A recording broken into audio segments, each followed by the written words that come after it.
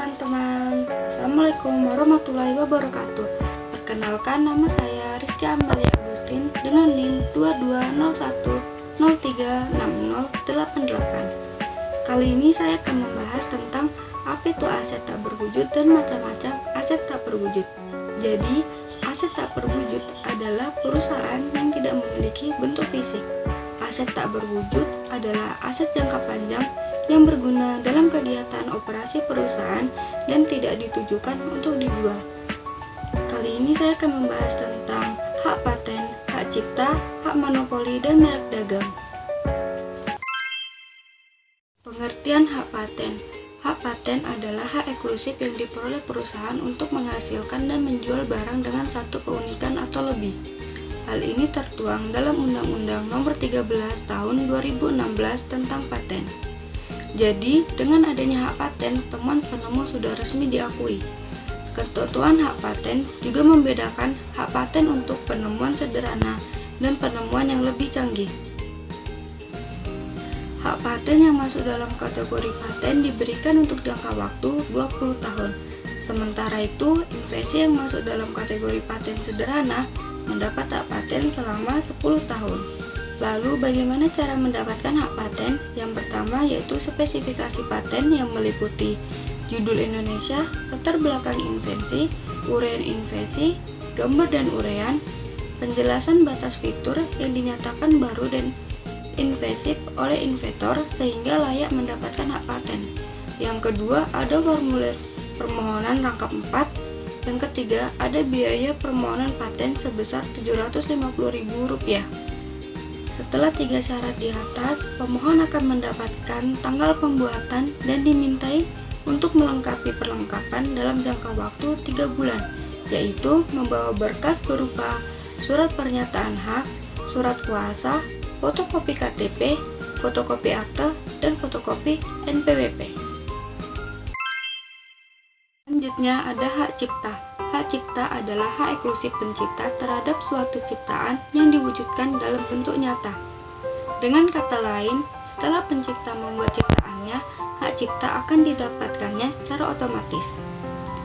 Hak yang satu ini diatur dalam Undang-Undang Nomor 28 Tahun 2014 tentang hak cipta. Terdapat 2 jenis dalam hak cipta, yakni hak moral dan hak ekonomi. Hak moral melekat pada pencipta dalam berlaku permanen. Sementara itu, hak ekonomi dapat dialihkan dan masa berlakunya berbeda, tergantung jenis ciptaan itu sendiri. Hak moral dan hak ekonomi memiliki masa berlaku yang berbeda. Hak moral berlaku selamanya, sementara itu, hak ekonomi atas setiap ciptaan bisa saja berbeda masa berlakunya. Lalu, bagaimana cara mendapatkan hak cipta?